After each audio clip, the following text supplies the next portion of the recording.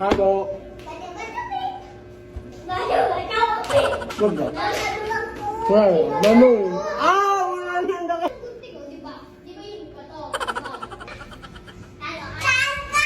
Hindi na ako matatawas dito. Like you. Kanina pa sa akin. Nandito ako sa Japan ngayon at titikim tayo ng Japanese convenience store snacks. Hulaan nyo kung saan ako pupunta, walang ganito sa Pilipinas. Grabe, the best talaga ang 7-Eleven sa Japan. Parang lahat ata ng gusto mong bilhin nandito na. Sobrang dami! Let's try this Ano kaya to? Mukha siya mochi. So, let's buy. Oh, may brulee sila guys Siyempre, add to cart. Parang sikat din to. Kainin natin guys, tara. Add to cart. Yakult ba to? Ang laki ng Yakult nila dito Add to cart. May Japanese Arigato. Tikman na natin. Una natin titikman itong pudding.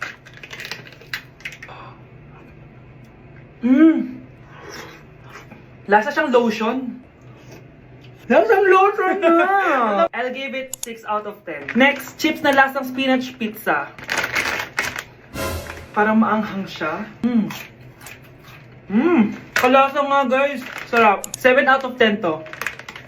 Kamay. Sa mga drinks naman, so first, ito. Alam niyo yung sa Kmart, yung banana na nalagay ko dyan. Ganun yung lasa niya, pero hindi masyadong matamis. So, 7 out of 10.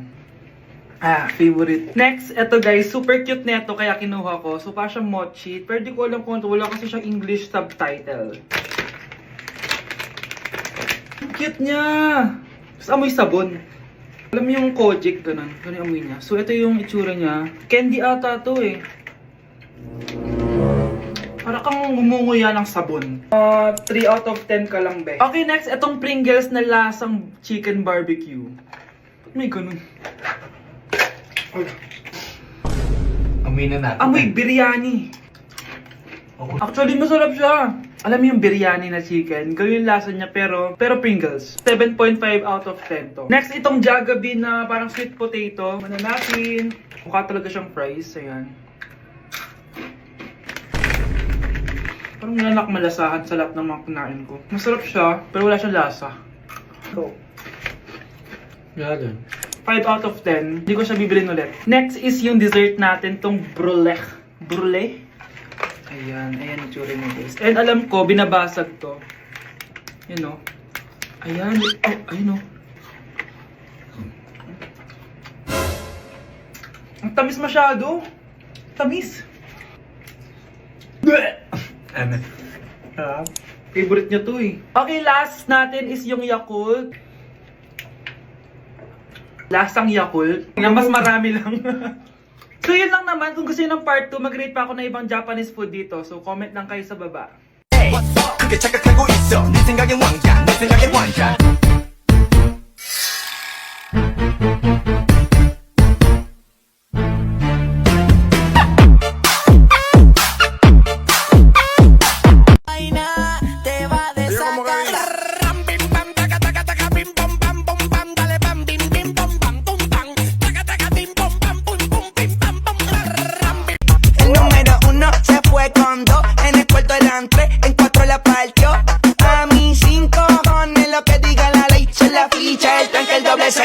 No fuimos al garete hasta las 7, pero si dan las 8 recoge los motetes. Então menina se prepara, primeiro toma Jack, depois leite na sua cara. Piranha treinar. Número 1 se fue con 2, en el cuarto eran 3, en 4 la partió. A mí 5 cojones lo que diga la ley, se la ficha el tanque el doble 6. No fuimos al prepara, primero toma Jack, después leite na sua cara. Perfect body with a perfect smile. Perfect body with a perfect smile. Te va de sacar. Ram bim bam taca taca taca bim bam bam bum bam dale bam bim bim bam bam bum bam taca taca bim bam bam bum bum bim bam bum. Aruy, tinanggalan ako ng ngipin. Napakalaki ng tinanggal sa akin. Hello guys! Kung napapansin nyo, naka-brace na naman ako. Ilang araw din ako di makakain na maayos dahil sobrang sakit niya guys. So bakit nga ba ako nagpa-brace ulit? Fun fact lang guys, 6 years na ako naka-brace before. Pero di pa rin na-address yung issue sa ngipin ko. Kung makikita nyo sa picture guys, medyo palabas or flared yung ngipin ko. Kaya naman nag-decide na ako na magpa-brace ulit. Sabi din ng dentist ko, kailangan daw tanggalin yung 4 na premolars ko para daw pumasok yung mga ngipin ko. Kaya ngayong araw, tatanggalin yung mga premolars ko. Bago pala ako pumunta ng dentist, kumain na muna ako kasi alam ko di ako makakain mamaya. Buti na lang talaga masarap ang ulam at nakakain talaga ako na madami. Medyo kinakabahan nga ako kasi ngayon na lang ulit ako mabubunutan ng ngipin. Yung last bunot ko ata nung bata pa ako. Dahil tulog pa si Honey Bunch, di ko na siya gigisingin. Ako na lang mag-isa pupunta sa dentist. Good luck na lang talaga sa akin mamaya. So ayan, kinakausap na ako ni Doc. Sabi niya wala daw ako mararamdaman na sakit kasi may anesthesia naman daw na ilalagay. Ito pala yung x-ray ng mga ngipin ko. So yung may black dot dyan, yun yung mga tatanggalin. Kung makikita nyo din, impacted din yung wisdom tooth ko. So ipapatanggal ko din yan soon. Ito na guys, last look na buo ang ngipin ko. Kasi mamaya bungal na ako. Ayan guys, nilalagay na ni Doc yung naming cream para kapag in-inject na ako ng anesthesia, wala na ako maramdaman. Dito sa part na to, di ko na ma-feel yung bunganga ko. At thank you Lord talaga, hindi siya masakit. Parang hinihila lang yung ngipin mo ganun. Charan! Tapos na, medyo nahirapan si Doc ha. Paano di mahihirapan? Sobrang laki ng kinukuha. Rate ko yung pain niya, siguro 3 out of 10 lang. Pero alam ko mamaya pa to sasakit pag wala na yung anesthesia. Sabi ko din kay Doc kung pwede ko bang itago yung ngipin ko, ilalagay ko lang sa ilalim ng unan. Eto na guys, ang itsura ng ngipin ko ngayon. Bungal ira na. Dalawa lang pala muna binunot ni Doc kasi next week daw yung dalawa pa. So yun lang naman guys, bye! Okay, next applicant! Makinis, maputi, maganda yung ngipin. Okay, introduce yourself. Hi, I'm Scarlett and I want to show the world, the universe rather, that I will confidently shake your fries with a heart. Bakit gusto mo magbenta ng fries? Thank you for that wonderful question. To be a tindera is both an honor and a responsibility. If I were to be a tindera, I will use my voice to influence the youth. Thank you. Okay, eto, mas mahirap na tanong. Ano mas masarap na flavor? Cheese o sour cream? If people were to argue between cheese and sour cream, well, everything is good, but in moderation. Thank you. Magaling! Pasok ka na sa top 10. The new Miss Potato Corner is Scarlett! Nasaan na yung 1 million na prize? Anong 1 million na prize? Magluluto ka ng fries. Pasok ka na sa trabaho. Magluto ka na ng dali. Nagugutom ako. Sige po, magluluto na ako. Look what I Let found. the game begin. Green light, red light. It's like Zoom but better. 324, eliminated. Create your own space. Have a swim. Watch TV with your friends. Get a drink. Try it now for free. Tired and bored of online meetings? I found a cool app. It's more fun here. You create your own space. Go everywhere in the room. Watch TV like in real life. Listen to music with your friends. Grab a drink? Sure. Play games with people. Customize your space. Hindi ko alam kung kinakain to. Trying viral TikTok snacks! Let's go! Dumating na sila! Lahat ng mga papakita ko dito, hindi sponsored. Baka naman. Ang una natin titikman ay may 1.3 million sold sa TikTok shop. Wow, grabe! Saan na natin? Ang laki pala niya. Parang mukha ko na to. Oh. Wow. Wow, amoy damo.